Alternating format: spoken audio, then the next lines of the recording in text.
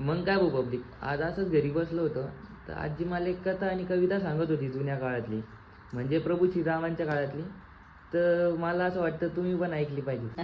हा रीड. दशरथ राजा शिकारीला गेला होता. शिकारीला गेल्यावर तिथे श्रावण बाळ तिथे पाणी भरायला आले होते झारी घेऊन. आईबापांना काशीला घेऊन चालले होते. आंधळे होते आईबाप त्यांचेवाले. कावडीत बसवले होते. कावडीत बसून काशीला घेऊन चालले होते. तर मग ते राजांना तिथं बुडबुड आवाज आल्यानंतर झारीचा राजाला वाटतं प्राणी आला.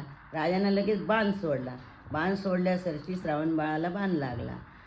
आता मग तू एकाचेवर कविता सांगणार आहे का? हो हो सांग.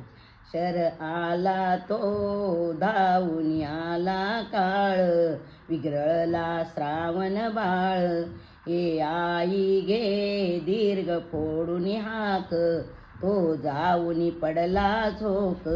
हे राजाच्या श्रवणी पडता कानी, हृदयाचे झाले पाणी. या ब्राह्मण पुत्रा वधुनी, शोकाल झाला नुर्मणी. आसवे आणुनी नयनी, आता रे माय बाप तानेले. असतील तरू खाली बसले, ही घ्या झारी नेऊन द्या पाणी.